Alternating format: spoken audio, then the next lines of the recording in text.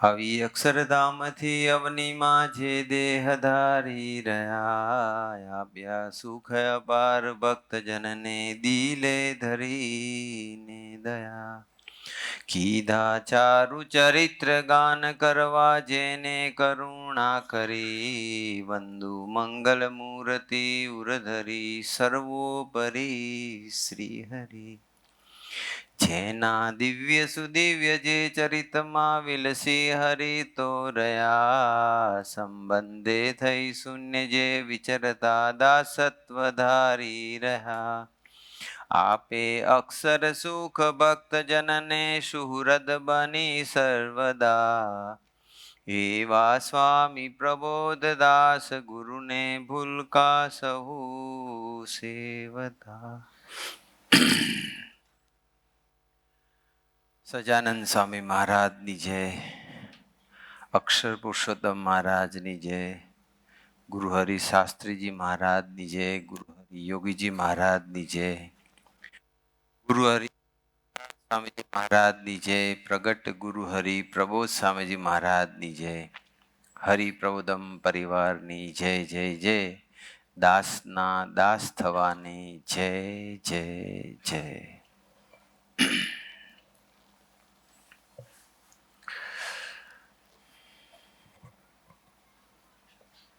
આજથી આપણે પારાયણની શરૂઆત કરીએ છીએ. ગુરુહરિ પ્રબોધ સ્વામીજી 3 વર્ષ પહેલા 21 એપ્રિલ, આમ તો એ પહેલાથી જ, પણ છેલ્લા 3 વર્ષની અંદર સૌથી વધારે જો કોઈ શબ્દનો પ્રયોગ કર્યો હોય, સૌથી વધારે આજ્ઞા કરી હોય, સૌથી વધારે ભાર આપ્યો હોય, એવો જો કોઈ વર્ડ હોય ને તો એ છે જાગૃતતા. તો એ જાગૃતતા એટલે શું? આપણે ખરેખર જાગૃત છીએ કે નથી? જાગૃત ન રહીએ તો શું થાય? જાગૃત થવું કેવી રીતે?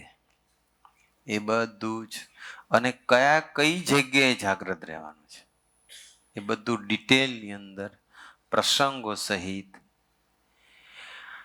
આર્ટિફિશિયલ ઇન્ટેલિજન્સ એઆઈ ટૂલથી જે ઇમેજીસ બધો ડેટા જનરેટ કર્યો છે, જે આપણને સ્ક્રીન પર દેખાશે, એ સાથે આખું ઓડિયો વિઝ્યુઅલ પ્રેઝન્ટેશનથી આપણું આ પારાયણ આજથી આપણે શરૂ કરીએ છીએ. જાગૃતતા આપણે રાખવાની છે, સૌથી પહેલા રાખવાની છે આપણે જાગૃતતા કથા વાર્તામાં, પારાયણમાં. જાગૃતતા શું રાખવાની છે? તો હું તમને એક પ્રસંગ કહું છું, જે પ્રસંગ યોગીજી મહારાજ ખૂબ કહેતા હતા કે ગૌતમ ઋષિ હતા. એ ગૌતમ ઋષિ કથા કરતા હતા, પારાયણ કરતા હતા. 1 મહિનાથી કથા ચાલતી હતી, અને એ કથાની અંદર એક અલીખા પઠાણ આવતો હતો, જે તમને દેખાય છે, આગળ બેઠા છે. રોજ કથા સાંભળવા આવે. મોસ્ટલી બધા બ્રાહ્મણો હતા, પણ એક અલીખા પઠાણ આવતો હતો. અને જ્યારે અલીખા પઠાણ આવે ને ત્યારે જ ગૌતમ ઋષિ એની પોથીને ઉપાડે અને ખોલે. જ્યાં સુધી અલીખા પઠાણ ના આવે ત્યાં સુધી એ પોથી ન ખોલે. સંજોગોને આધીન એક પ્રસંગ આવી ગયો, એને લઈને કોઈ ગામ જવાનું થયું હતું અલીખા પઠાણને, એટલે એ દિવસે અલીખા પઠાણ લેટ આવ્યા, બાકી સમયસર આવે.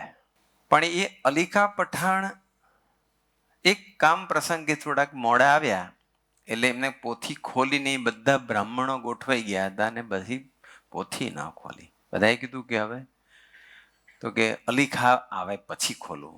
ગૌતમ ઋષિ એવું કહે છે. એટલે થોડી વાર પછી અલીખા પઠાણ આવ્યા અને પછી પોથી ખોલી અને કથા સ્ટાર્ટ કરી. એટલે અમુક બ્રાહ્મણોને ન ગમ્યું, એટલે એમને તરત જ કહી દીધું કે અમે શું સુપાત્ર નથી? તો અમે આવીએ છીએ અને તમે કથા શરૂ નથી કરતા, અને એ આવે એના પછી શરૂ કરો છો, અમે સુપાત્ર નથી? ત્યારે ઋષિએ એક પ્રશ્ન પૂછ્યો કે 1 મહિનાથી આપણી કથા ચાલે છે, આપણે મહિનાને નથી, આપણે 7 દિવસનું પારાયણ છે, પણ 1 મહિનાથી ચાલે છે, એમાંથી એ બ્રાહ્મણને પૂછ્યું કે તમને કેટલી યાદ રહી, કાલે કથામાં કયા પ્રસંગો કયા હતા? એટલે બ્રાહ્મણો તો કશું બોલી ના શક્યા. આવતા હતા પણ જાગ્રતતાથી સાંભળતા નહોતા, એટલે કશું ના બોલી શક્યા. પછી કહ્યું એક જણે કે ખબર નથી. પછી ગૌતમ ઋષિએ અલીખાને કીધું કે અલીખા બોલો જી, તમને યાદ છે? તો અલીખાએ હાથ જોડીને કીધું કે મહિના પહેલાનું બોલું, અઠવાડિયા પહેલાનું બોલું કે ગઈકાલનું બોલું? એટલે બધા બ્રાહ્મણો બોલ્યા કે અલીખા એ અલીખા ખરો શ્રોતા છે. બસ પછી ગઈકાલે આગલા દિવસે જે કથા કરી હતી ગૌતમ ઋષિએ, એના બધા જ પ્રસંગોને મુદ્દાઓ ફટાફટ અલીખા બોલી ગયા. બસ આપણે બધાએ આવી જાગૃતતા રાખવાની છે. કોઈ એક્ઝામ નથી બધાની. છેલ્લે 4-5 પ્રશ્નો પૂછશે, ખાલી તમે કેટલું ધ્યાનથી સાંભળ્યું છે એના માટે. અને એમાં કઈ એવું નથી કે જેને નહીં આવડે એને કાઢી મૂકવાના, પણ આપણે એલર્ટ થઈને સાંભળવાની છે. યોગીજી મહારાજ આ પ્રસંગ કહેતા હતા ને ત્યારે યોગીજી મહારાજ કહેતા હતા એમ આપણે જ્યારે કથામાં બેસીએ ત્યારે કોઈ જાતનો ખાવાનો, પીવાનો, આવતીકાલના પ્લાનિંગનો, પેન્ડિંગ જોબનો કોઈ વિચાર અત્યારે 10:30 સુધી કરવાનો નથી. અને યોગી મહારાજ બીજી બી કહેતા હતા, પ્રસંગ કહેતા ત્યારે એ કે ઘેર બેસીને કથા સાંભળો ને તો હવાદ ના આવે, પારાયણમાં આવવું જ પડે. એટલે આવતીકાલથી બધા ઘરે બેસીને હવાદ લેતા નહીં, અહીંયા કૃપા કરીને દર્શન આપજો. બાકી તો ઓનલાઈન બી જોઈ શકાય, યુટ્યુબ બી જોઈ શકાય, પણ એમાં સુખ નહીં આવે. અને આટલા બધા 1000થી વધારે હરિભક્તોના દર્શન, આમ બી પેક થઈ ગયું છે, આમ નીચે બેસી ગયા છે, 1200-1300 ઉપર ભક્ત થઈ ગયા. એ બધાના દર્શનનું સુખ કેવું આવે? આપણે દર્શનનું સુખ લેવા માટે અહીંયા આવી જવાનું. એટલે આ અલીખા પઠાણ જેવી જાગ્રતતાથી આપણે સાંભળવાનું છે. હવે આપણે વિચારીએ કે જાગ્રતતા એટલે શું? થોડો ખ્યાલ છે આપણને, નથી ખ્યાલ એવું નથી, પણ હવે આપણે બધા પ્રસંગો સહિત જાગ્રતતા વિષય એવો છે ને કે આજે જાગ્રતતા રાખીએ અને કાલે ન રાખીએ તો ન ચાલે. જાગ્રતતા તો હંમેશા હરેક ક્રિયામાં ધામમાં જતા સુધી છેલ્લો શ્વાસ જ્યારે લઈએ ને ત્યારે બી જાગ્રત રહેવાનું કે અત્યારની જે આ સેકન્ડ છે ખરેખર ભગવાનને માન્ય છે ને, યોગ્ય તો છે ને, પોઝિટિવ તો છે ને. એ આપણે એવી જાગ્રતતા આપણે રાખવી પડે છેલ્લા. તો ચાલો આપણે હવે સમજીએ કે જાગ્રતતા એટલે શું. જાગ્રતતા એટલે કેવું છે કે આપણે આપણો કોઈ ગોલ નક્કી કર્યો છે. સ્ટુડન્ટનો ગોલ જુદો હોય, સાયન્ટિસ્ટનો જુદો હોય. આપણે બધા ભગવાનના માર્ગે ચાલનારા છીએ, ભક્તો છીએ. આપણો ગોલ ભગવાનને રાજી કરવાનો છે, પોતાના આત્માના કલ્યાણનો છે, દાસના દાસ, જે બી ટૂંકમાં જે સ્પિરિચ્યુઅલ ગોલ છે. તો આપણે આપણા ધ્યેયમાંથી વિચલિત નથી થતો ને, હું એ સતત જોયા કરવું પડે. એનું નામ જાગ્રતતા કહેવાય. તો એના માટે આપણે એક પ્રસંગ વિચારીએ કે ભરત રાજા થઈ ગયા, જે ઋષભદેવ ભગવાનના પુત્ર હતા, જેના નામ ઉપરથી આપણા દેશનું નામ ભારત પડ્યું છે. બહુ પરાક્રમી રાજા હતા, ચક્રવર્તી રાજા હતા, કોઈ એક દેશના નહોતા, આખી પૃથ્વીના રાજા હતા. વર્ષો સુધી, તે વખતે તો કેવું આયુષ્ય હતું. એના રાજ્યની અંદર બધી પ્રજા ખૂબ સુખી હતી. સતયુગ હતો, બધા સુખી હતા, ખૂબ સરસ રાજ કરતા હતા, ખૂબ વૈભવ, ખૂબ સમૃદ્ધિ. આખી જ પૃથ્વીનો ચક્રવર્તી જે રાજા હોય તો કેવો હોય? પરંતુ જ્યારે એની ઉંમર થઈ, એજ થઈ, પછી એને વિચાર આવ્યો કે આ બધું તો મેં બહુ કરી લીધું, બહુ રાજ્ય કર્યું, બહુ ભોગ વિલાસ બધું જ કર્યું, પણ હવે મારે મારા આત્માનું કલ્યાણ કરવું છે, એવો એને વિચાર આવ્યો. એટલે એને એકદમ જ નિર્ણય લઈ લીધો અને કહી દીધું કે હવે હું તપ કરવા જાઉં છું. 5 દીકરા હતા, એ 5 દીકરાને સોંપી દીધું કે તું આટલો એરિયા તમે 5 જણા રાજ કરો, બસ હું હવે જાઉં છું. એ નીકળ્યા એટલે એમની પત્નીઓ પણ કે અમે આવીએ સાથે. પેલા કે મને તો વૈરાગ્ય ઉપજ્યો છે, તમને નથી ઉપજ્યો, એટલે તમે નહીં રહી શકો ત્યાં, હું એકલો જઈશ. એકલા નીકળી ગયા. અને પછી પુલહ ઋષિના આશ્રમમાં ગંડકી નદીના કિનારે એમને ત્યાં પછી તપ શરૂ કર્યું, ધ્યાન શરૂ કર્યું, ભગવાનનું ભજન શરૂ કર્યું. બધા જ વૈભવ, બધા જ સુખ સમૃદ્ધિના સાધનો બધું જ મૂકીને આવ્યા. કોઈ સેવકો લઈને નથી આવ્યા અને કોઈ ઝોમેટો બમેટો કશું મગાવતા નહોતા તે વખતે. એ તો કંદમૂળ અને ફળ, ફ્રૂટ અને કંદમૂળ જ ખાતા હતા અને એક ઝૂંપડીમાં રહેતા હતા, બસ ગંડકી નદીના કિનારે. અને ઘોર તપ આદર્યું એમણે. અને તપ, એમનું ધ્યાન, એમની સાધના એટલી બધી સરસ થતી હતી કે જેટલા એમાં રાજા તરીકે જેટલા એ ફેમસ હતા એટલું જ એ જ્યારે ભરત રાજામાંથી ભરત મુનિ બન્યા તો ત્યારે પણ એની ફેમ કે એની સુવાસ એટલી બધી સરસ હતી કે ઘણા બધા ઋષિ મુનિઓ એમના દર્શન કરવા માટે, એમનો લાભ લેવા માટે, એમના આશીર્વાદ સાંભળવા લેવા માટે આવતા હતા. મેં તમને કહ્યું એમ સ્વામીજી કાયમ કહે છે, પ્રભુ સ્વામીજી કહે છે કે હંમેશા જાગ્રત રહેવું. એવું નથી કે અમુક વર્ષો સુધી હું જાગ્રત રહું પછી મને વાંધો નથી, એવું નથી. કાયમ 24/7 ઈચ એન્ડ એવરી સેકન્ડ આપણે જાગ્રત રહેવું પડશે. હવે આમનું તો શાસ્ત્રોમાં તો સામે એવું લખ્યું છે, કરોડ વર્ષ સુધી રાજ કરેલું અને પછી વૃદ્ધ થયા ત્યારે આયુષ્ય ખૂબ હશે. પણ તો હવે તો આટલા વર્ષ સુધી કોઈ વાંધો નથી આવ્યો, તો હવે કોઈ વાંધો આવવો જોઈએ? થોડી ઘણી પણ અજાગ્રતતા આવી જાય તો શું હાલત થાય? પછી બન્યું એવું કે તપ કરતા હતા ગંડકી નદીના કિનારે અને ત્યાં એક હરણું આવ્યું, હરણી પાણી પીવા માટે. અને પાણી પીતી હતી અને એકદમ જ પછી એક સિંહની ગર્જના સંભળાઈ. સિંહ ત્રાડ નાખી અને એ જે હરણી હતી એને એમ થયું કે હવે મને મારી નાખશે. એટલે ડરની મારી એને આખી નદીનો જે પટ હોય એ આખો જમ્પ માર્યો જોર. અને પણ એ પ્રેગ્નન્ટ હતી અને જમ્પ માર્યો એ દરમિયાન એના પેટમાંથી બાળક પડી ગયું એ ગંડકી નદીના પાણીની અંદર. અને નદીનો પ્રવાહ તો વહેતો હતો, નદી હતી, તળાવ નહોતું. એટલે પેલું બાળક જેનું બચ્ચું હરણનું, એ બચ્ચું તણાવા લાગ્યું. પેલી મરી ગઈ, હરણી મરી ગઈ, બચ્ચું તણાવા લાગ્યું. અને એ ભરત મુનિએ જોયું એટલે ભરત મુનિને દયા આવી. દયા આવી એટલે એને તરત જ બચ્ચું લઈ લીધું કે મરી જશે, લઈ લીધું. સાંભળજો, દયા કોઈ ખરાબ શબ્દ નથી, સારો શબ્દ છે. પણ કોઈ પણ ગુણ મારા આત્માનું અહિત કરતો હોય તો એ ગુણ મારા માટે અવગુણ છે.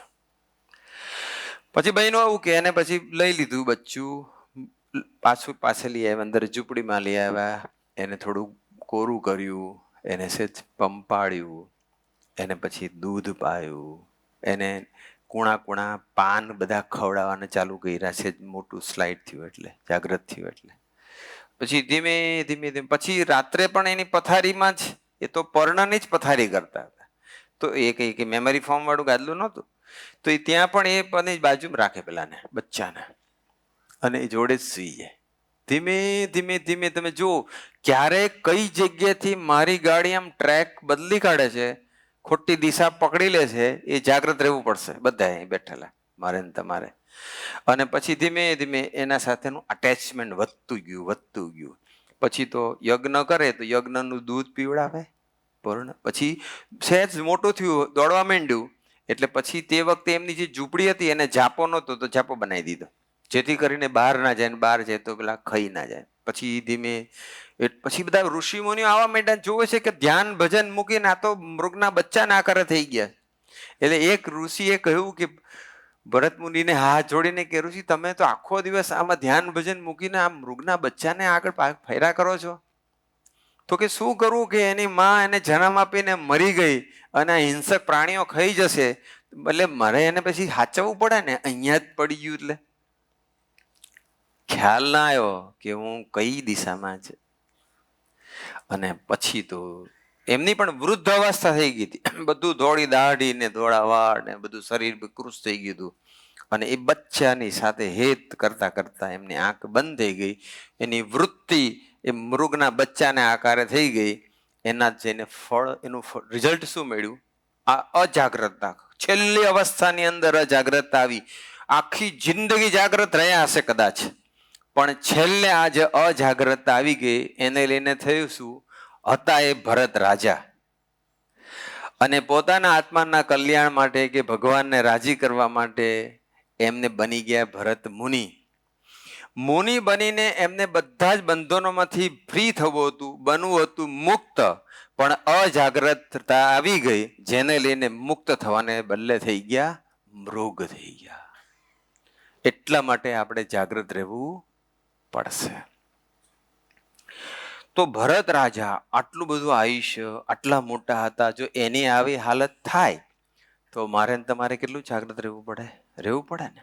આગળ આપણે વિચારીએ બીજો મુદ્દો કે જાગૃતતા એટલે શું? તો કે નિરંતર તપાસ કરવો જોઈએ. આપણું આ જે હૃદય છે, અહીંયા આપણો આત્મા છે, તો એ આત્મામાં તો ઇન્દ્રિયો દ્વારા આપણે જે આહાર નાખી છે બધો ત્યાં જવાનો છે. તો એ આત્માની અંદર માયાનો ભેગ ભળી તો નથી જતો ને. માયાનો ભેગ એટલે રજો ગુણ, તમો ગુણ, સત્વ ગુણ, પંચ વિષય, દેહ ભાવ, દેહાભિમાન વગેરે, કામ, ક્રોધ, લોભ, એ બધું અંદર માયાનો ભેગ ભળી તો નથી જતો ને. એ આપણે ધ્યાન રાખવું પડે.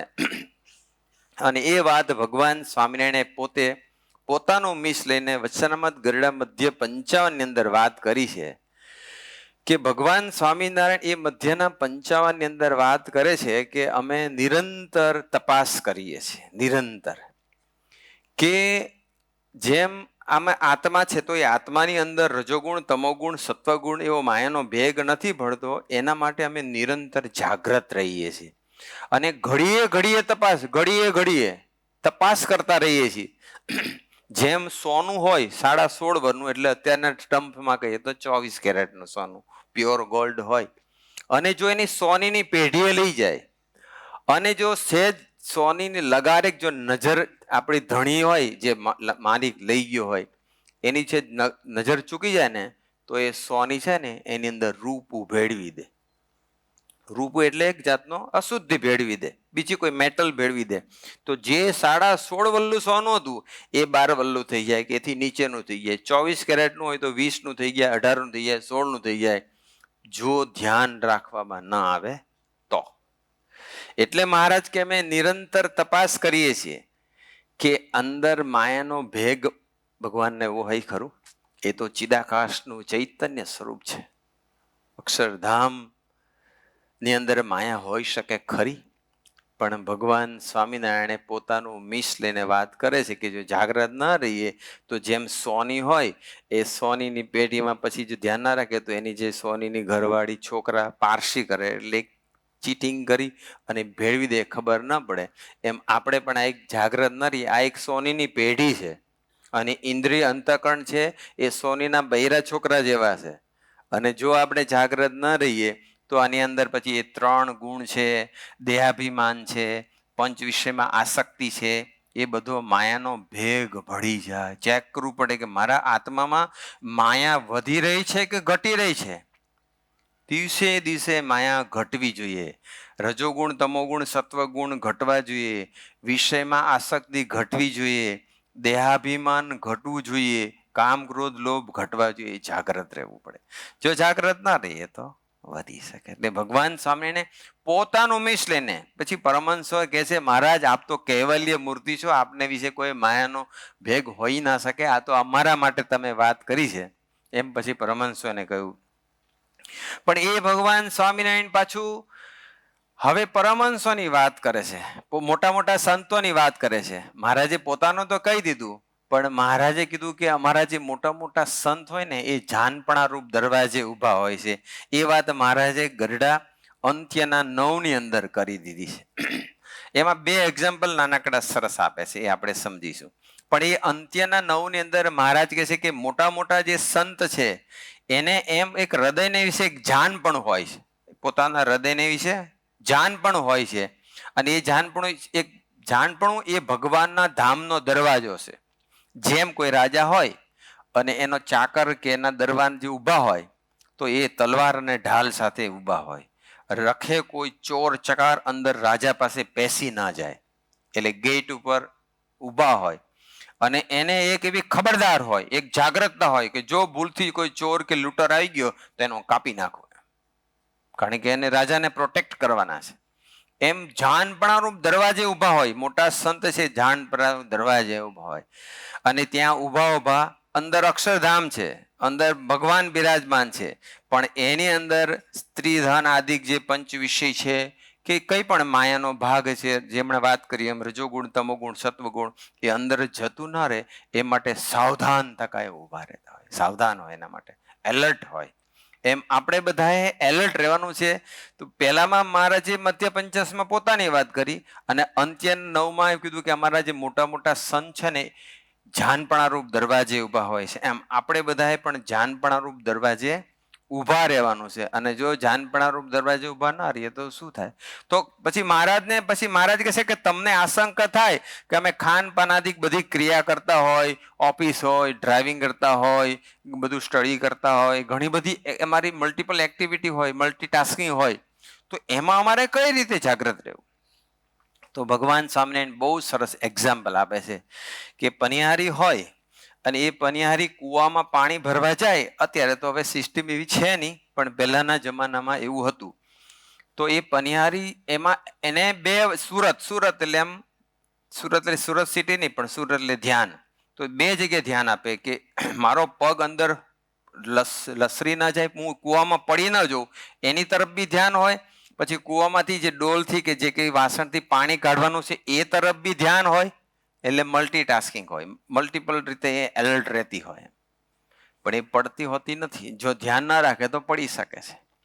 એટલે એક આ પનિહારીનું એક્ઝામ્પલ આપ્યું. બીજું મહારાજે ઘોડેસવારનું આપ્યું કે ઘોડેસવાર હોય એ ઘોડો લઈને જતા હોય તો એને પેંગડામાં પગ બી રાખવાનો છે, હાથમાં લગામ પણ પકડવાની છે, અને રોડ ઉપર એનો ઘોડો જતો હોય તો એ રસ્તામાં પથ્થર, દિવાલ, ખાડો, કાંકરા, કશું બી જે કંઈ એવા જે કંઈ ઓબ્સ્ટિકલ હોય એ એને અડી ના જાય, એને ડિસ્ટર્બ ના કરે, પાડી ના દે, એ માટે પણ એ એલર્ટ રહેતા હોય. પેંગડામાં પગ, હાથમાં લગામ, અને છતાં ધ્યાન રાખવાનું છે કે લેફ્ટ રાઈટ ધ્યાન. જેમ અત્યારે તમે બધા ગાડીમાં કેમ ધ્યાન રાખો?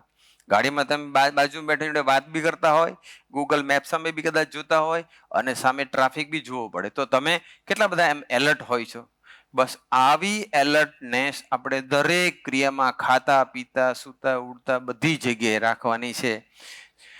એ ભગવાન સ્વામિનારાયણ કહે છે એનું નામ જાનપણારૂપ દરવાજે ઊભા રહ્યા કહેવાય. રાઈટ? તો હવે આપણે જો જાગ્રત ન રહીએ, જાગ્રત બીજે ક્યાં રહેવાનું છે કે આપણને ભગવાન સ્વામિનારાયણથી લઈ અને અત્યારે આપણને ગુરુહરિ સ્વામીજીને, અત્યારે પ્રગટ ગુરુહરિ પ્રબોધ સ્વામીજી છે, એમના તરફથી જે કંઈ આજ્ઞા આવે છે એ આજ્ઞા આપણે પાળવામાં જાગ્રતતા રાખવી પડે. એ જોવું પડે કે શું મારે ભગવાનની આજ્ઞા મારાથી લોપાતી તો નથી ને? પછી એ પ્રથમ 18ની હોય, પ્રથમ 16 હોય, સેવા માટે, ભજન માટે જાગ્રતા બધે રાખવાની છે. આંખ કાન જીભ આપણી ઇન્દ્રિયના આહારમાં, દેહ ઇન્દ્રિય, પછી અંતઃકરણ, મન બુદ્ધિ ચિત્ત અહમ, એની અંદર જાગ્રતતા રાખવાની છે. કોઈની સાથે વાત કરીએ ત્યારે જાગ્રતતા રાખવાની છે, સાંભળીએ ત્યારે જાગ્રતતા રાખવાની છે, સેવા કરતા કરતા જાગ્રતતા રાખવાનું છે, ભજન કરતા કરતા જાગ્રતતા રાખવાનું છે, આપણા થોટ પ્રોસેસ હોય એમાં બી જાગ્રત રાખવાનું છે, કોઈના દર્શન કરી એમાંય જાગ્રત રહેવાનું છે. બહુ બધા એંગલ છે. આપણે 7 દિવસમાં બધા મોટા ભાગના એંગલ આપણે કવર કરીશું, પણ કન્ડિશન એક જ છે કે 7 દિવસ તમે આવજો બસ. Okay okay. આમાંથી કેટલા જણનો સંકલ્પ છે કે રોજ હું આવીશ? આ તો જો કરો. Okay okay. અને હજુ તમે આજે આટલા આવ્યા છો, ખૂટશે તો આ સ્ટેજ ઉપર બીજા 100-150 બેસી જશે. જો અહીંયા 15-20 તો બેઠા છે, હોલ પેક છે, આ બધું ભરી ગયું, આ ભરી ગયું. અહીંયા 20-25 બેઠા છે, બે બાજુ છે. અહીંયા બેસો એટલે ઓહો 10:30 ખસી જશે બસ. પણ જાગ્રત આપણે આજ્ઞા, જો આજ્ઞા મારાથી લોપાતી તો નથી ને? રાઈટ? જે આજ્ઞા લોપે છે એ અજાગ્રત કહેવાય, અને જે આજ્ઞા પાડે છે એ જાગ્રત કહેવાય. તો એના માટે આપણે વિચારીએ આગળ એક પ્રસંગ કે મારાથી આજ્ઞા લોપાતી તો મોટા હોય. દાખલા તરીકે ગુણાતીતાનંદ સ્વામી ને પ્રેમાનંદ સ્વામીનો એક વાત કરું છું, સંવાદ. કે પ્રેમાનંદ સ્વામી આપણને ખબર છે કે કેવા કવિ હતા, હજારો કીર્તનો રચ્યા. પ્રેમાનંદ સ્વામી, બ્રહ્માનંદ સ્વામી અદ્ભુત સંતો થઈ ગયા. આપણને ખબર છે, સંપ્રદાયની અંદર બધાને ખ્યાલ છે. તો એ પ્રેમાનંદ સ્વામીના કીર્તનો અદ્ભુત હતા, પણ એમાં પણ જે આપણે ચેષ્ટા રાત્રે બોલીએ છીએ, એ ચેષ્ટામાં વંદુ સહજાનંદ રસરૂપ અનુપમ સાર એ જે બોલીએ છીએ, જે 8 પદ, તો એ પ્રેમાનંદ સ્વામી જ્યારે બનાવ્યા કે જેમાં મહારાજની મૂર્તિનું આબેહૂબ વર્ણન કરે છે, અને એ જ્યારે મહારાજે સાંભળ્યું ત્યારે મહારાજ ખૂબ જ રાજી થઈ ગયા હતા અને ઊભા થઈ અને પ્રેમાનંદ સ્વામીને ભેટેલા. ખૂબ રાજીપાનું દર્શન કરાયું હતું. બધાની વચ્ચે પ્રેમાનંદ સ્વામીને મહારાજ ભેટ્યા હતા. એની કવિત્વ શક્તિ અથવા એને મહારાજની મૂર્તિનું આટલું બધું અદ્ભુત વર્ણન કર્યું તો મહારાજને કેવું નિહાળતા હશે. સારો ગુણ છે ને, બહુ સારો ગુણ કહેવાય.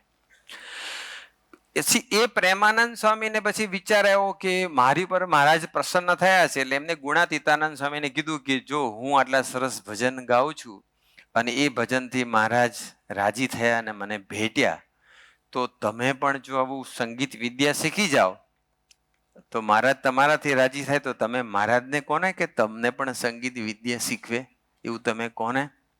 અને જ્યાં પ્રેમાનંદ સ્વામી વાત કરી તો પ્રેમાનંદ સ્વામીની આંખ, ગુણાતીતાનંદ સ્વામીની વાત કરી તો ગુણાતીતાનંદ સ્વામીની આંખમાં આંસુ આવી ગયા. એટલે પ્રેમાનંદ સ્વામી કીધું કે મારાથી ભૂલ થઈ ગઈ, તમારા આંખમાં કેમ એકદમ આંસુ આવી ગયા?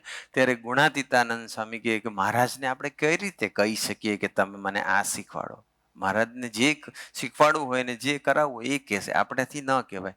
પ્રેમાનંદ સ્વામી કે હા એ વાત સાચી, મને ખ્યાલ ના આવ્યો. પછી ગુણાતીતાનંદ સ્વામી કહે છે કે આંખનો પલકારો મારીએ ને, આંખનો એટલા સમય પૂરતી પણ અમે મહારાજની આજ્ઞા કે મહારાજની મરજી હજુ સુધી અમે લોપી નથી. એનું નામ જાગ્રત કહેવાય. બસ કે કક્ષાની જાગ્રતતા છે, રાઈટ? તો એવું ને એવું દર્શન તમે જુઓ તો આપણને ખબર છે કે ગુરુહરિ પ્રબોધ સ્વામીજી છે, એ પ્રબોધ સ્વામીજીની સેવામાં વર્ષો સુધી રહ્યા. અંતેવાસી સેવક તરીકે જોડની સેવામાં વર્ષો સુધી.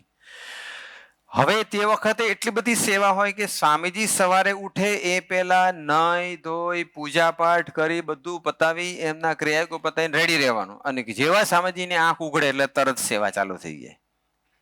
અને છેક પછી આખો દિવસનું ટ્રાવેલિંગ, પધરામણીઓ, સ્વામીને જમાડવાના, એક્યુપ્રેશર, આ તે બધી સેવા હોય. અને પછી રાત્રે સ્વામી તો મોડા પોઢે, તો રાત્રે સ્વામીજી પોઢી જાય પછી પ્રબોધ સ્વામીજી રિપોર્ટ લખવા બેસે, આખા દિવસ દરમિયાનનો વિચરણનો અહેવાલ.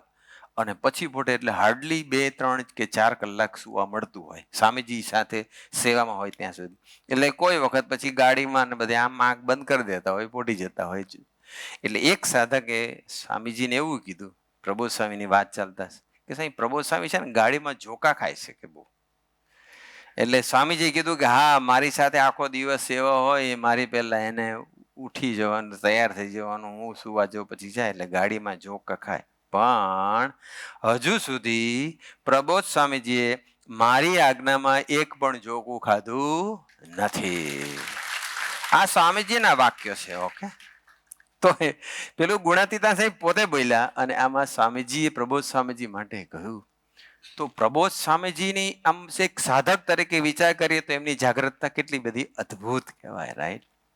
એટલે આપણે આ એક વસ્તુ ધ્યાન રાખવાની છે કે મારાથી ભગવાનની, આપણા ગુરુહરિની આજ્ઞા લોપાતી તો નથી ને. સ્વામીજી કહેતા કે મંગળ પર જતું યાન સહેજ બી એંગલ બદલાઈ જાય તો જવાનું હોય મંગળ પર અને પહોંચી જાય કોક બીજા ગ્રહ પર પહોંચી જાય. એમ સાધકો સહેજ બી ભૂલ કરે તો કેટલા બધાનું અહિત થઈ જાય, એનો ટાર્ગેટ બધો લોસ થઈ જાય, છેવટે પોતાના આત્માનું અહિત થાય અથવા આપણો સમય બગડી જાય. માટે આપણે જાગ્રત રહેવું પડે.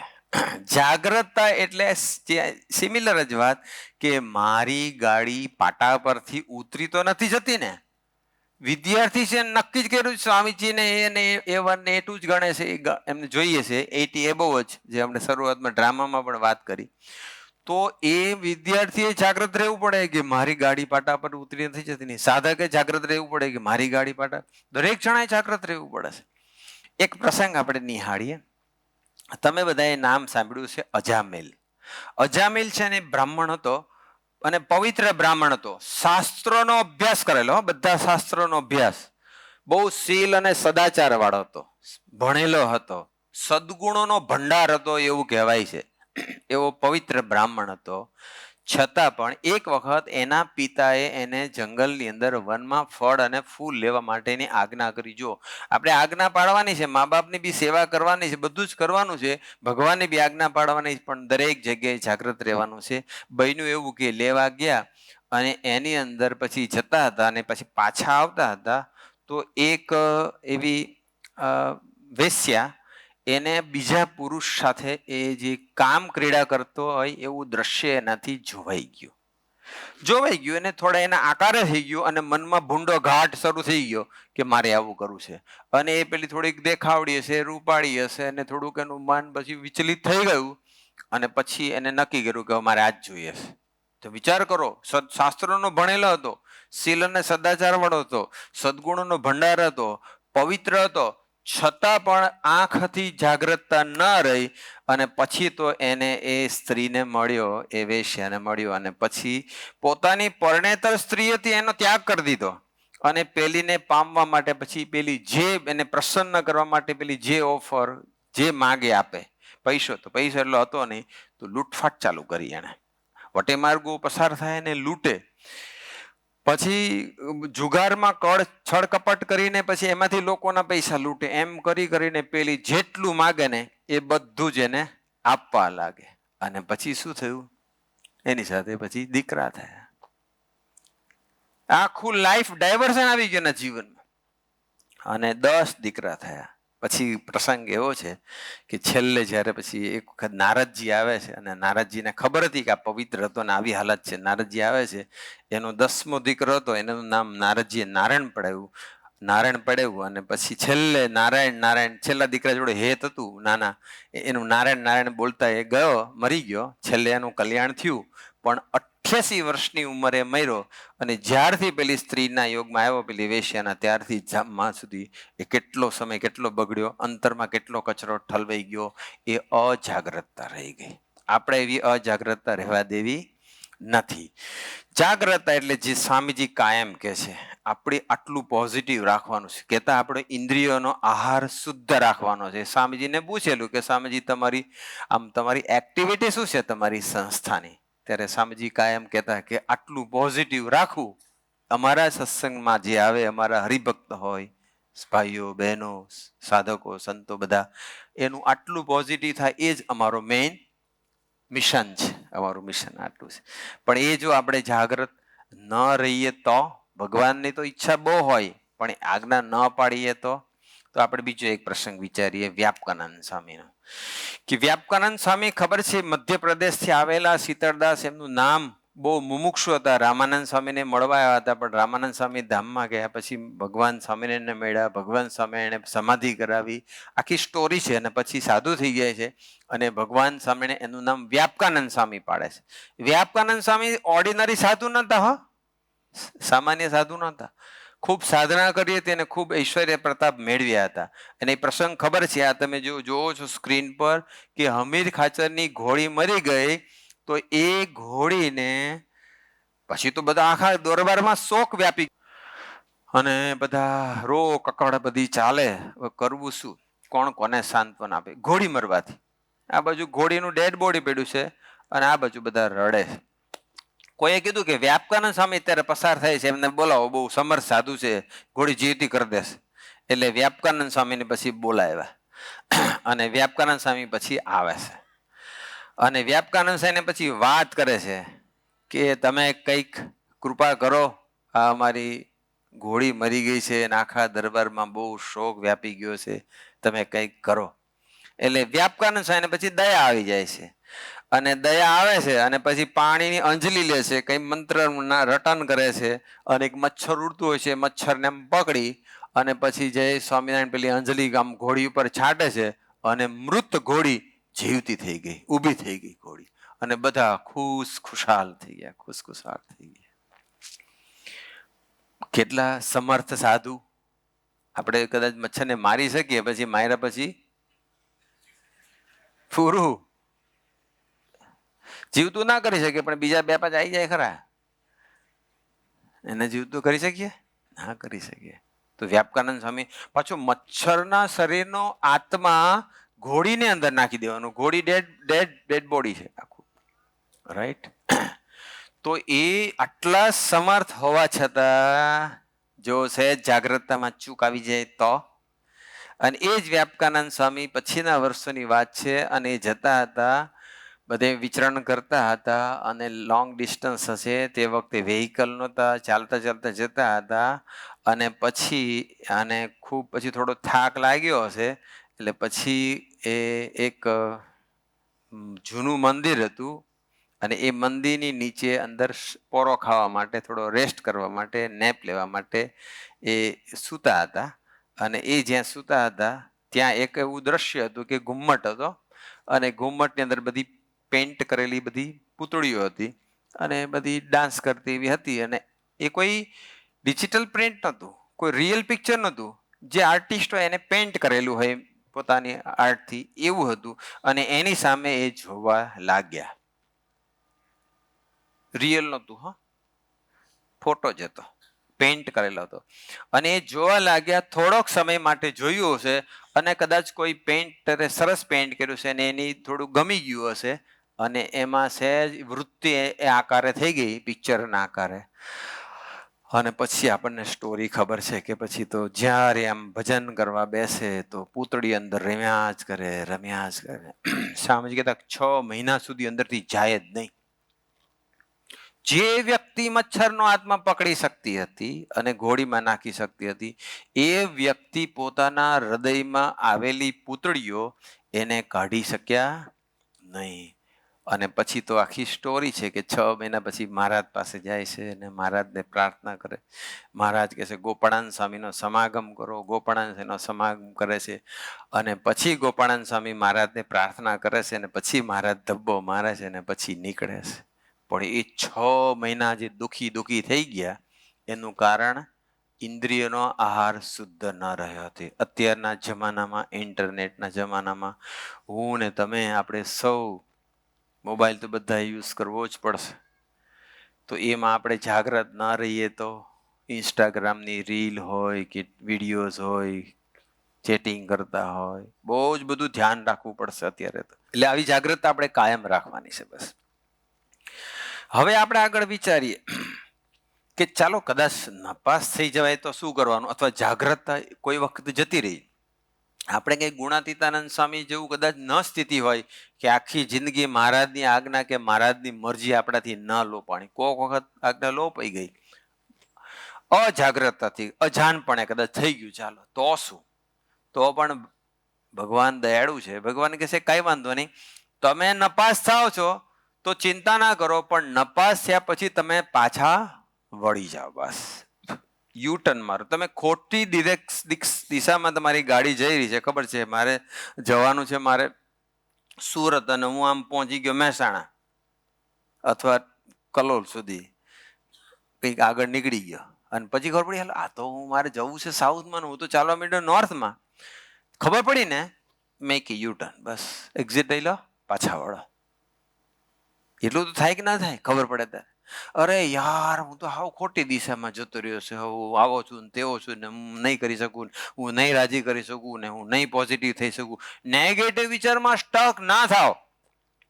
આપણી બહુ મોટી ભૂલ થાય છે. આપણે નેગેટિવ વિચારમાં, આપણી ભૂલોમાં શા માટે એમાં ડૂબેલા રહો છો? ડૂબવા જેવા તો ભગવાન છે, ભગવાનના સંત છે, આ બધી આ મૂર્તિઓ છે બધી ડૂબવા જેવી. સ્વામીજીને પ્રભો સ્વામીમાં ડૂબવાનું છે, પોતાના જાતમાં ને પોતાના દોષમાં ને પોતાની ભૂલોમાં ડૂબવાનું નથી. ભૂલો જોઈને સુધારવાની છે બસ. તો હવે આપણે નપાસ થઈ ગયા, માનો કે ચાન્સીસ તો પૂરેપૂરા છે જ, અને કોઈ એવું ના કહી શકે કે હું નપાસ નથી જ થતો અથવા નથી જ થવાનો. હું બી થાઉં, તમે બી થાવ, ભગવાન ના થાય. ભગવાન મનુષ્ય માત્ર ટુ એર ઇઝ હ્યુમન. નોઈંગલી નહીં કરવાની, બસ એ આપણી અજાગ્રતતા કહેવાય, એ ભૂલ કહેવાય આપણી. અજાગ્રત ભૂલથી થઈ ગયું તો ભગવાન સ્વામિનારાયણ ગુરુ હરિ સ્વામીજીના જે પ્રબોધ સ્વામી કહે છે કે તમે પાછા વળો. તુલસીદાસજીનો પ્રસંગ સાંભળીએ કે તુલસીદાસજી પોતે કાશી બાજુના હતા, પ્રયાગરાજ બાજુના હતા, પવિત્ર બ્રાહ્મણ હતા, અને પોતે ભગવાનનું ભજન આમ તો કરતા હતા, પવિત્ર હતા. પણ એમના પછી લગ્ન થયા એને એની પત્નીનું નામ હતું રત્નાવલી. હવે રત્નાવલી બહુ જ રૂપાળીને દેખાવડી હશે અને કદાચ ગુણિયલ બી હશે, એટલે તુલસીદાસજીને એની પત્ની માટે થોડુંક વધારે પ્રીતિ અને આસક્તિ રહ્યા કરે. એક પણ દિવસ એની પત્ની વગર ન ચાલે, બહાર જાય તો સાથે જ જાય, અડધો દિવસ બી ના ચાલે એના વગર, એટલું બધું એના માટે પ્રેમ હતો. પણ એક દિવસ એવું બન્યું કે તુલસીદાસજી હનુમાનજીના મંદિરે દર્શન કરવા ગયા હશે અને આ બાજુ તુલસીદાસજીના પત્ની રત્નાવલીનો ભાઈ ઘરે આવ્યો હશે અને પછી એ કંઈક કામ હતું એટલે કંઈક પાછું ઘરે જવાનો હતો, એટલે કંઈ વાત થઈ એટલે રત્નાવલીને બી કંઈ કામ હશે કે જે કંઈ કારણસર એ પણ જોડે ગઈ, પિયરમાં ગઈ ટૂંકમાં રત્નાવલી. અને પછી જયારે મંદિરે દર્શન કરીને તુલસીદાસજી ઘરે પાછા આવે છે અને જુએ છે તો રત્નાવલી નથી, એટલે પછી એને એમ થાય છે કે પછી તો કલાક 2 કલાક પછી તો આમ બધું એકદમ આકુળ વ્યાકુળ થઈ ગયા, એટલો પ્રેમ. અત્યારે તો દૂર હોય એટલી વાર શાંતિ લાગે. પછી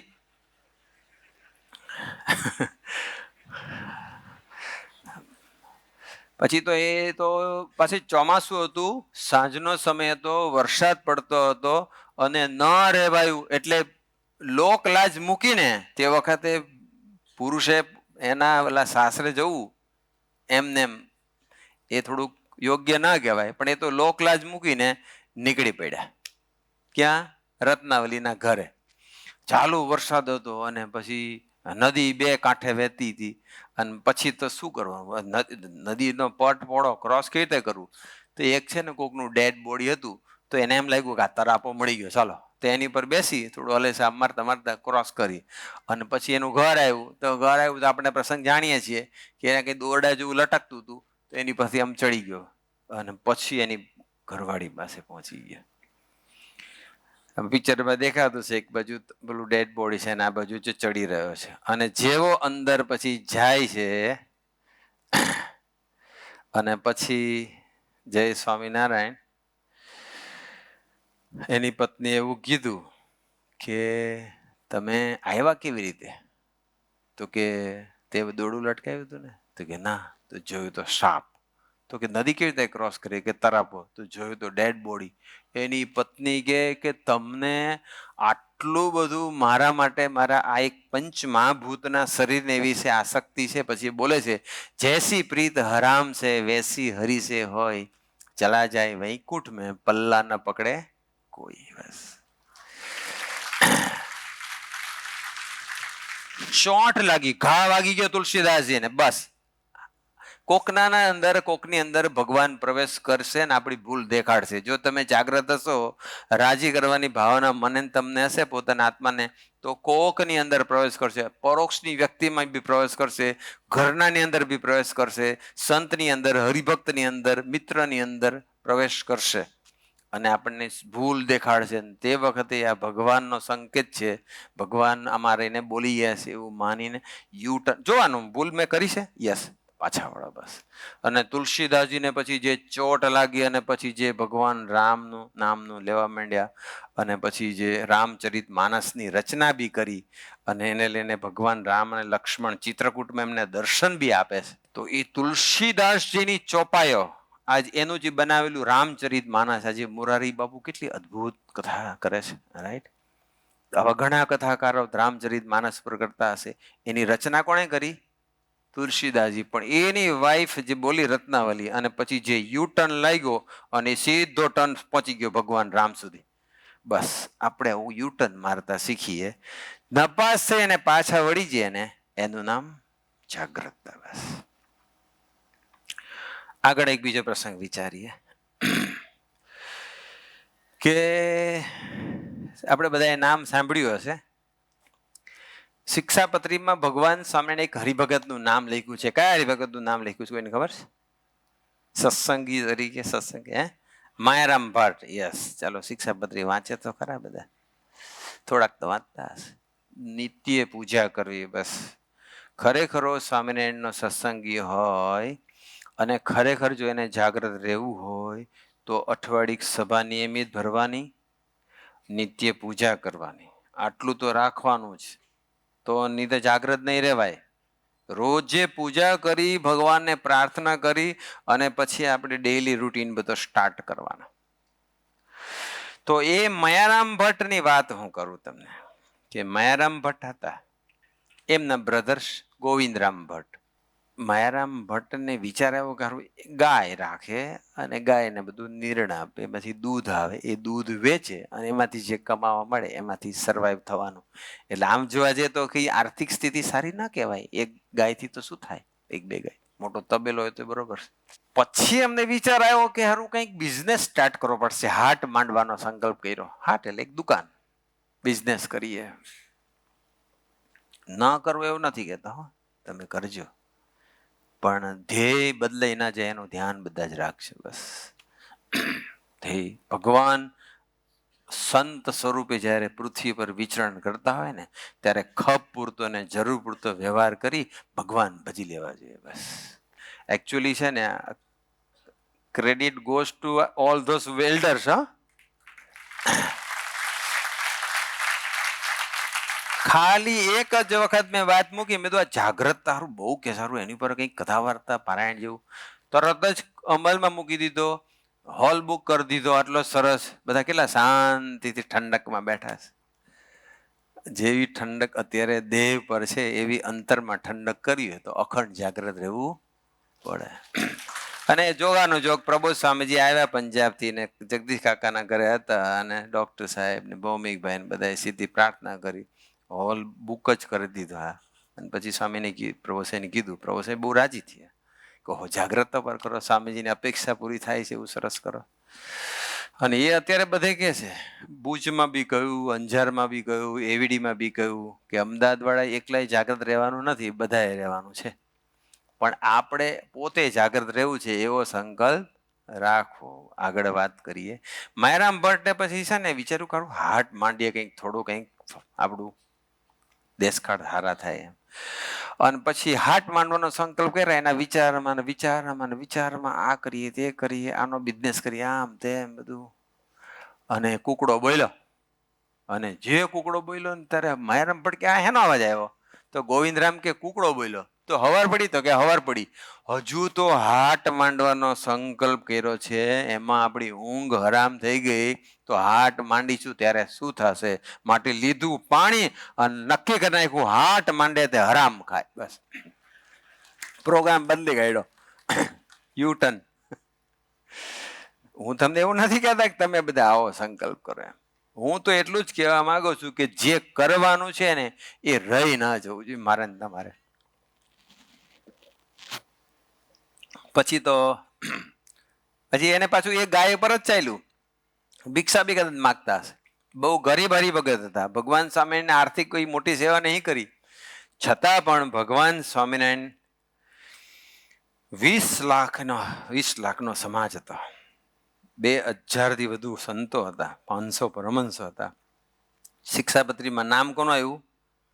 આ મયારામ ભટ્ટનું આવ્યું. બસ એના ગમતામાં જીવી લીધું ને એટલા માટે. એવું નથી કે જે વધારે ડોનેશન કરે એમ નામ, એ તો આપણને ભગવાને આપ્યું એને એમ આપીએ, એમાં કઈ બહુ મોટું. પણ એનું ગમતું કરી લેવું, બસ એ આપણે કરવાનું છે. આગળ આપણે વિચારીએ. મયારામ ભટ્ટનો એનો વિચાર કર્યો. હવે નેક્સ્ટ કે આપણે ઘણા બધા છે ને સત્સંગ કરે, પણ ધ્યાન એ રાખવું પડે કે ભગવાન કહે તેટલું કરવાનું. મનમુખી ગમે એટલી સાધના કરીશું, મનમુખી ગમે એટલી સેવા કરીશું, મનમુખી ગમે તેવા ક્રિયાઓ કરીશું, ભગવાન રાજી નહીં થાય. જાગ્રતતા એનું નામ કહેવાય કે મનમુખી ન જીવે અને ગુરુમુખી જીવન જીવે, એ જાગ્રત ચૈતન્ય કહેવાય. તો તમને એક એક્ઝામ્પલ આપો કે ભગવાન સ્વામિના વખતમાં 2 હરિભક્તો અલૈયા ખાચર અને નાજા જોગ્યાએ 2 નક્કી કર્યું કે આ દેહ ભાવને ખતમ કરી નાખવો છે. બસ દેહને મારવો છે, બસ દેહ ભાવ તોડી નાખવો છે. એટલે આપણે 2 જણાએ ચાલો નક્કી કરીએ. તો શિયાળાની કડકડતી ઠંડીની અંદર રાત્રે તળાવની અંદર એ લોકો બેસી જતા હતા. કલાકો સુધી બેસે કડકડતી ઠંડીમાં. તે વખતે તો ઠંડી ખૂબ પડતી હતી, હિમ બી પડતો હતો. અને એટલું બધું બેસી રહે અને એટલા બધા આમ ધ્રુજે પણ સહન કરતા હતા. કેટલી કઠણ સાધના કરતા હતા, અને આખું શરીર એમ ગુણાતીતાન સાંઈ ઘોના શબ્દ વાપર્યો છે, એટલે એમ કે એકદમ કડક અને એમ ફાટી જતું હતું. ગુણાતીતાન સાંઈ કે આમ ચામડીમાંથી લોહી નીકળી જતું હતું. એટલી બધું કઠણ સાધના એ કરતા હતા. કોણ? અલયા ખાચર અને નાજા જોગ્યા. પછી શું કર્યું? ભગવાન સ્વામીને નાજા જોગ્યાને એક સેવા સોંપેલી હતી માણકી ઘોડીની. તો માણકી ઘોડીની સેવા બહુ ભક્તિથી કરતા હતા. એને નિરણ નાખે, એને બધું સેવા, એને ખવડાવે પીવડાવે બધું જ. તો માણકી ઘોડીની સેવાની રૂપી ભક્તિથી ભગવાન સ્વામિનારાયણે નાજા જોગ્યાને પોતાનો પ્રસાદ થાળ આપ્યો. થાળ આપ્યો મહારાજે. નાજા જોગ્યા ઉપર રાજી થઈ ગયા. ત્યારે અલયા ખાચરે મહારાજને કીધું, સાંભળજો આ પ્રસંગ કેરફુલી. અલયા ખાચરે એવું કીધું કે મહારાજ તમે અમે પાણીમાં બેસી, શિયાળાની તળાવમાં બેસીને ચામડા ફાડી નાખ્યા, ફાટી ગયા મારા ચામડા, લોહી મારો વાહો ફાટી ગયો, અને તમે થાળ તો નાજા જોગ્યને આપ્યો, મને તો આપ્યો નહીં. પછી ભગવાન સ્વામિનારાયણ જવાબ આપે છે કે નાજા જોગ્યાએ જે મહારાજ કહે છે કે નાજા જોગ્યાને અમે જે થાળ આપ્યો છે એ તો અમારી આજ્ઞાએ કરીને માણકી ઘોડીની સેવા કરી એનો થાળ છે, પણ તમે બે જણા જે પાણીમાં બેસીને સાધના કરી એ બંનેની પાણીમાં જ ગઈ છે, એનું કોઈ ફળ તમને મળ્યું નથી. કારણ કે મનમુખી સાધના હતી. મનમુખી સાધના નહીં કરવાની, મનમુખી સમાગમ નહીં કરવાનો, મનમુખી જીવન નહીં જીવન, બસ ગુરુમુખી. બસ ગુરુમુખી જીવન જીવતો હોય, ગુરુ કહે તેમ કરતો હોય, એ જાગ્રત કહેવાય. અને પોતાની રીતનું મનમુખી જે જીવન જીવે એ અજાગ્રત કહેવાય. આપણે જાગ્રત રહેવું છે. મારું પ્રત્યેક હલનચલન, મારો પ્રત્યેક સ્ટેપ મને જે પ્રગટ મળ્યા છે આ ગુરુહરિ પ્રબોધ સ્વામીજી, એની મરજી પ્રમાણે, એની આજ્ઞા પ્રમાણે શું જીવું છું ને, એ રાજી થાય એવો જ હું સ્ટેપ લઈ રહ્યો છું. That's we should check time to time. એ આપણી જાગ્રતતા કહેવાય. હવે જાગ્રતતાની અંદર આપણે આગળ વિચારીએ કે જાગ્રત કોને કહેવાય? જાગ્રત આપણા જીવનની એક પણ સેકન્ડ આપણે બગડવા ના દઈએ ને, એનું નામ જાગ્રત કહેવાય. બસ એક પણ સેકન્ડ બગડવી ના જોઈએ, વેસ્ટ ના જવી જોઈએ, ખોટી ના જવી જોઈએ, ભગવાન નારાજ થાય એવી ના જવી જોઈએ, બસ, અથવા આપણાનું અહિત થાય એવી ના જવી જોઈએ, અથવા અંદર કચરો વધે એવી ના જવી જોઈએ. એવી જાગ્રતતા આપણે રાખવાની છે. એવી હરેક સેકન્ડ, મિનિટની વાત નથી, કલાકની વાત નથી, દિવસોની વાત નથી. આપણે તો જોવા જઈએ ને તો આપણે અહીં જેટલા બેઠા છે ને એ બધાના જેટલું અત્યારે જીવ્યા, જેટલું ઉંમર હશે, એમાંથી તપાસ કરીને જોવે તો કેટલા સેકન્ડ, મિનિટ ને કલાકની તો વાત નથી કરતો. હું તમે તપાસીને જોઈએ ને તો દિવસો, મહિનાઓ કે વર્ષો બધા પાણીમાં ગયા છે ભગવાનની દ્રષ્ટિએ. હવે જાગ્રત રહેવું છે, બસ જાગ્રત રહેવું છે. એટલે આપણે ઘણી વખત છે ને આ બધું સ્થૂળ આનંદની અંદર સામાન્ય બધા એમાં આપણો ટાઈમ વેસ્ટ કરતા હોય છે, ખોટો બગાડતા હોય છે. અને ભગવાનના યોગમાં આવ્યા પછી સ્વામીજીએ અસંખ્ય વાર કીધું છે, અને પ્રબોધ સ્વામીજી બી કહે છે આપણી એક એક સેકન્ડ અબજો રૂપિયાની છે. અબજો રૂપિયા કીધા, હજારો રૂપિયા નહીં કીધા, લાખો કરોડોની, અબજો. તો આપણને આપણી સમયની કિંમત આપણે ખ્યાલ હોવી જોઈએ. અને આપણે તો ગમે તેમ આમ રીલ ફેરવ્યા જ કરીએ, શોર્ટ્સ વિડીયો ફેરવ્યા જ કરીએ. ઓહો, ખોટી જેની સાથે ચેટિંગ નથી કરવાનું, જેની સાથે વિડીયો કોલ નથી કરવાનો, કેટલો ટાઈમ બગાડીએ. અને સોશિયલ મીડિયામાં જાગૃત રહેજો. સરકાર ખૂબ જાગૃત થયેલી જ છે. આ બધું સાયબર ક્રાઇમ ને બધું બહુ ચાલે છે. આજે વાત નથી કરતા, પછી વાત કરીશું, પણ બહુ એલર્ટ રહેવા જેવું છે અત્યારે. મૂળ મુદ્દા પર આપણે અત્યારે આવી જઈએ. એક સેવક છે, અત્યારે બી અમારી સાથે જ છે, એવીડીમાં જ છે, હરિધામમાં હતા ત્યારની વાત છે. તો એ સેવક છે ને બધા જોક્સ બહુ કે, સારા બધા જોક્સ કે, અને બધા એને આનંદ કરાવે, એને બધા સાંભળે એટલે બધા એને મજા આવે. એટલે પછી એક વખત જે પ્રબોધ સ્વામીની સાથે વિજયભાઈ સેવામાં છે ને, એ વિજયભાઈ પ્રભુસિંહ કીધું, પ્રભુસિંહ આને જોક્સ બધા બહુ આવડે છે. પ્રભુસિંહ એમ તો કે સંભળાય ને. એટલે પ્રભુસિંહની આખી મોટા પુરુષની રીતિ નીતિ છે. પેલા આપણી કક્ષાએ આવે, આપણી રીતે વર્તન, પછી હેત થાય ને પછી તો પ્રભુસિંહ કે એમ બધો ગાતો તો રોજ તું સંભળાવજે.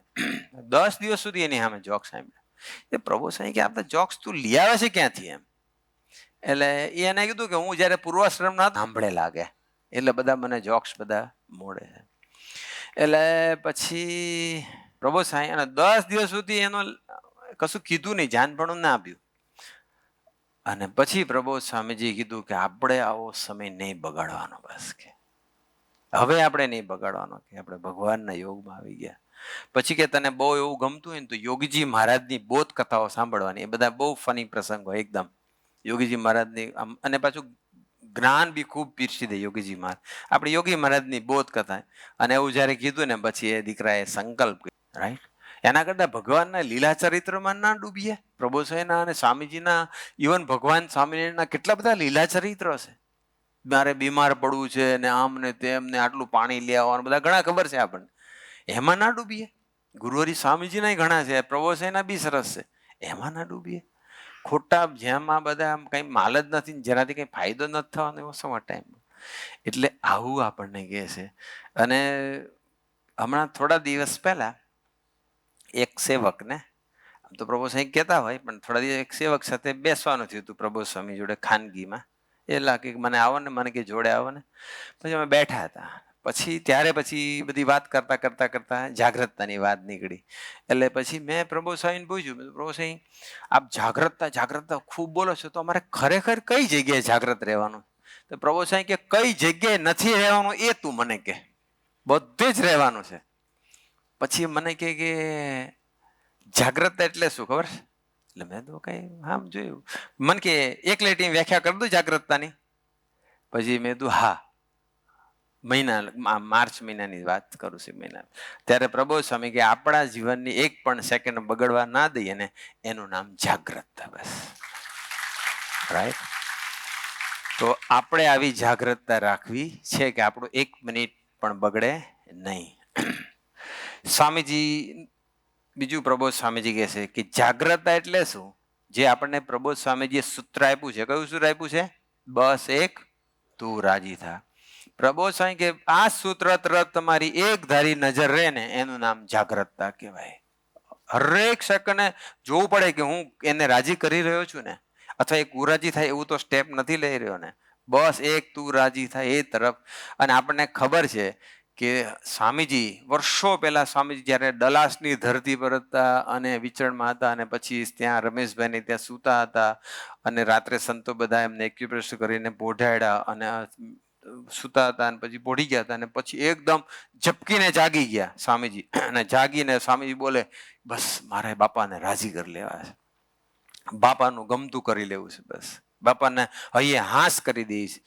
આવું સ્વામીજી બોલતા જાય તો સાથે સુરત જે કઈ સંતો સેવકો એ બધા થયું, સ્વામીજી શું કરે છે? પણ આ પ્રસંગ દ્વારા આપણને સ્વામીજી કે પ્રબોધ સ્વામીજી એવું કહેવા માંગે છે કે સ્વપ્ન અવસ્થાની અંદર પણ સ્વામીજીની આ ભાવના ચાલુ હતા. તો આપણે સપનાની વાત તો છોડો, જાગ્રત ખુલ્લી આંખ હોય ત્યારે તો આ ભાવના રાખીએ, ત્યારે તો આ વિચાર રાખીએ કે મારે બસ રાજી કરી લેવા છે, બસ એક તું રાજી થા. એ સૂત્ર તરફ એક ધારી જેની નજર હોય એનું નામ જાગ્રતતા કહેવાય. તો એક સાધકે પરદેશની અંદર એક સાધકે પ્રબોધ સ્વામીજીને પ્રશ્ન પૂછ્યો કે આપ જાગ્રતતાની વાત કરો છો, તો અમારે જાગ્રત રહેવું કેવી રીતે? ત્યારે પ્રબોધ સ્વામીજી જવાબ આપે છે કે તમે દિવસમાં, પ્રભુ સ્વામી એવું કહે છે કે તમે દિવસની અંદર 100 વખત બોલશો બસ એક તું રાજી થા, બસ, અથવા મારે રાજી કરી લેવા છે, ત્યારે જાગ્રતતા રહેશે. અથવા એક જાનપણું, એક વિચાર, મારે રાજી કરવા છે, બસ મારે રાજી કરવા છે, હું રાજી તો કરી રહ્યો છે ને, એ કુરાજી થાય એવું તો મારાથી સ્ટેપ, મારા દેહનું, મારા 10 ઇન્દ્રિયોનું, 5 જ્ઞાનેન્દ્રિય, 5 કર્મેન્દ્રિય, એનું એકે હલનચલન એ કુરાજી થાય એવું તો નથી ને. મારા વિચારો, મારો નિર્ણય, મારી એક્ટિવિટી, મારી સેવા, મારું ભજન, કંઈ પણ હું જે કહી રહ્યો છું એ ખરેખર એમાં કુરાજી થયું નથી. અને ખબર પડી કે હા આમાં તો એ નહીં રાજી થતા, તો તરત જ જાગ્રત એને પાછા વળો. મયારામ ભટ્ટ પાછા વળી ગયા કે ભાઈ આમાં લોચો પડે એવું છે. તુલસીદાસજી જાગ્રત થઈ ગયા રત્નાવલીના શબ્દોથી, પાછા વળતા શીખીએ બસ. અને પછી જાગ્રત રહીએ, જેથી કરીને ફરી ભૂલ ન થાય. તો આજના શુભ અને આ તો હજુ થોડાક જ પ્રસંગો કીધા છે ને, થોડીક જ. હવે સિસ્ટમેટિક પાછું ફરી જશું. આજે તો જનરલ વાત કરી કે જાગ્રતતા એટલે શું, જાગ્રત ન રહીએ તો શું થાય. હવે કાલથી કઈ કઈ જગ્યાએ જાગ્રત રહેવા જેવું છે એ પ્રસંગો સહિત આવી રીતે આ બધું ઓડિયો વિઝ્યુઅલ પ્રેઝન્ટેશનથી એઆઈથી જનરેટ કરેલી આ બધી જે બધી ગૌતમ ઋષિને બધું તો કઈ કરોડ વર્ષ પહેલાનો ફોટો કઈથી ગોતવા, તો આર્ટિફિશિયલ ઇન્ટેલિજન્સથી બધા 10 યુવકો રોજ રાત્રે 2 વાગ્યા સુધી મારી પાસે ફોટા છે, આમ બેઠા હોય 10 જણા લેપટોપ લઈને 2 વાગ્યા સુધી જાગે. જો આ ઇમેજીસને જનરેટ કરવા માટે 2 વાગ્યા સુધી જાગવું પડે તો આપણા ભગવાન આ મૂર્તિ મળી છે એને હૃદયાકાશીને પધરાવવા માટે કેટલું જાગ્રત રહેવું પડશે, રાઈટ? તો એ જાગ્રતતા ક્યાં ક્યાં રાખવાની છે, કેવી રીતે રાખવાની છે, એના માટે શું કરવું જોઈએ, એના માટે હજુ તમારે 6 દિવસ આવવાનું છે. 8:30 to 10:30. જો એક્ઝેક્ટ 10:30 થયા છે, રાઈટ? જોઈ લો. એટલે હવે અહીં પૂરું કરીશ. અમારા વડીલો રાજી થઈ જવા છે બસ. અને એક આપણને ખબર પડે બસ, આ જેમ કાંટો ફરે છે, એક કીધું મને યાદ આવી ગયું. હમણાં અમારા પ્રભુ સ્વામી ગોષ્ઠી કરતા હતા મારી એવડીની સભામાં. પ્રભુ સ્વામી કે સમય કોઈની રાહ જોતો નથી. પછી પ્રભુ સ્વામી કે આ ઘડિયાળ છે ને કે આમ સેકન્ડ કાંટો છે ને આમ ટક ટક ટક ટક ટક ટક ટક એમ એમ ટક ટક થાય છે ને, પણ એકચ્યુઅલી એ ટક ટક તો થાય છે, પણ આપણા જીવનમાંથી cut cut cut cut cut સમય ઘટતો જાય છે. ટક ટક થાય છે પણ હાથે શું થાય છે, કટકટ બી થાય છે. એ કટકટ થઈને છેલ્લું કટ આવે ત્યાં સુધીમાં આપણું બધું પતી જાય. એ માટે ખુરુ હરિ આપણે એવી ખૂબ ખૂબ જાગ્રતા આપે, એ જ પ્રાર્થના સજાનંદ સ્વામી મહારાજની.